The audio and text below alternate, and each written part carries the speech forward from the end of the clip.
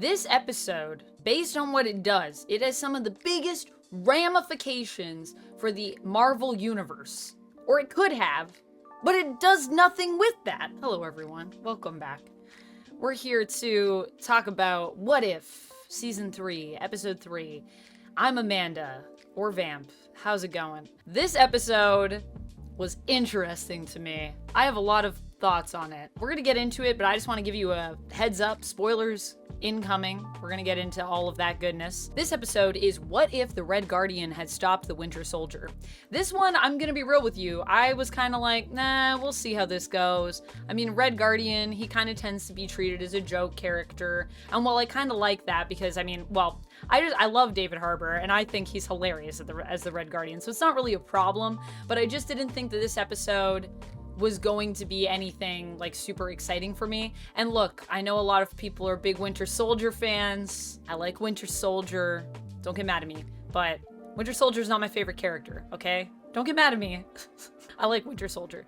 So I was just kind of like, I guess we'll see how this one is. It might not be like the best episode for me. But boy, was I surprised. This was a really interesting story, actually. I think this one has had the best story overall in terms of just the beats and just kind of the logic behind some of this story. I love the camaraderie that we get here between Bucky and Alexei, and this idea of these two people that are brainwashed, and in a weird way, Red Guardian ends up being the more brainwashed of the two of them. Like, he has it worse because he just buys into all of the nationalism stuff, and Bucky at least is like, at least I'm aware that these people are not great, but I have no choice because I'm literally being held here against my will and being controlled against my will to do awful things, and I just have to live with it, and I get my mind wiped. It is what it is. So I liked that base that they built there, and I actually feel like I was surprised that with Red Guardian, although he is very jokey in this, I actually feel like this was a pretty good Red Guardian character study where they basically examine the fact that Red Guardian's just like a guy working for the wrong side who has been brainwashed into buying into this stuff, who maybe is more open to other worlds and other cultures than, you know, he'd like to believe. And ultimately, he just wants to do what he thinks is the right thing. He just thinks working for Russia is the right thing in this case, and he's being controlled as a result of that. So I loved all of that. I thought that was really cool, really well done.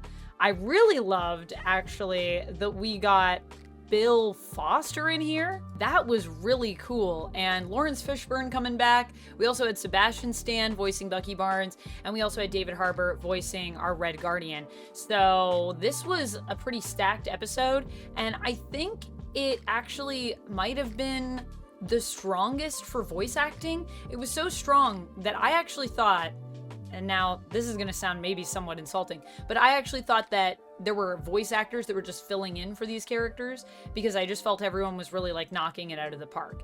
Not to say that people have been doing a bad job with the voice acting. I don't think they have been. And it could also be because this script, I think, is just stronger as well. But I just thought that maybe some other people were stepping into these characters because I was really sucked in by the performance. I think ultimately this episode for me, the only thing that I didn't love about it is, like I kind of said in my intro, the fact that it didn't have any impact, it felt, any great impact on the world around it, despite being, I think, the episode that would have the most impact. So in this reality, this would mean that because Red Guardian stopped Winter Soldier, this would mean that Tony's dad, Howard, and his mom, Maria, they never die. So Tony gets to grow up with his parents, and yet the end of this episode is just so lackluster. It's like they built all this cool stuff, and then they really did nothing with it. Alexei becomes an undercover gym teacher, which I think is funny, and then he ends up being on the Avengers. Bucky, for some reason, just goes back to Russia. I was like, why and when does that happen? And I guess they made their final stand and he just didn't make it out. I don't understand that. I also don't understand how in the end they were trying to trigger him to kill Red Guardian and that didn't work. Why didn't that work? Is that just the power of friendship? Because I think Steve Rogers would have something to say about that. He's trying to use the power of friendship the whole time and it doesn't work for so long. Ultimately, the brainwashing has been established as being able to beat that out. And I know we're in an alternate universe, but I feel like you still have to have certain rules that apply. I feel like it actually would have been kind of cool if that is what happened in the end. If maybe Red Guardian does get killed or Bucky does turn on him, and then it would at least make sense as to why he goes back to Russia, but we never see any of that. One thing that I'm feeling about this season actually is that with What If, you can kind of do whatever you want with these characters. Like, you could kill anyone you want. Everything should feel like it's on the table. And I'm just feeling like the stakes don't feel real. Like, I don't feel like there's actual danger for our characters here. That was the one time where I was like, maybe there is danger, and then they were like, no. And I was like, oh yeah, of course not. No danger. We're not killing anyone. We're not killing anyone. Well, we did kill someone, actually. We killed the one person that the actor that plays the character in the MCU didn't come back, and that's Obadiah Stane. Rest in peace, Obadiah Stane. Into the pool with you. Bucky does kill Obadiah, who is voiced by Kif Vanden Heuvel in this episode. I don't know if I'm saying that right. My apologies if I said that wrong, but I think Kif does a really good job. He sounds just like Jeff Bridges. That was the one person that I thought actually did come back because it just sounded like Jeff Bridges, but it's not. And I thought he did a great job as well. But yes, he does die. Other than that, like, no one dies. Like, none of our heroes are really ever in peril, which is unfortunate. I think it's a missed opportunity. And then at the end, when Red Guardian does join the Avengers, everyone just looks the same. Like, I was like, Tony just, his suit's even the same. Like, nothing has changed. His parents lived and nothing changed for him. We could have at least given him a slightly different design. We could have done something. I don't need like a whole 30 minutes extra of like how the world changed in the future, but you could have little visual cues. You could something, just something. But we did nothing with that. So that is the part of this episode that disappoints me the most. Ultimately, I would say my overall rating for this one, sorry, last time I rated it out of 10 and I rated it out of 5. I don't know why I did that. So episode 2 actually would have been 4 out of 5 is I think what I would have given it, just in retrospect. But the overall rating for this episode, episode number 3, I would say is a 3 out of 5. Just because I was so disappointed at how they just didn't use all the cool stuff they built.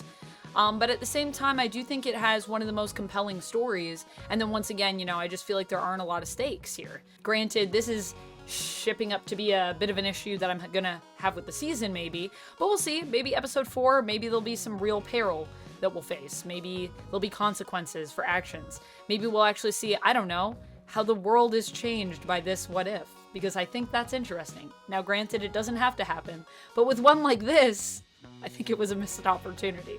All right, friends, that's it for me on this one. Let me know what you're thinking of this season so far. How is it comparing to other seasons, season 2, season 3 for you? Did you love this episode? Are you a big Winter Soldier, aka Winter Fox fan?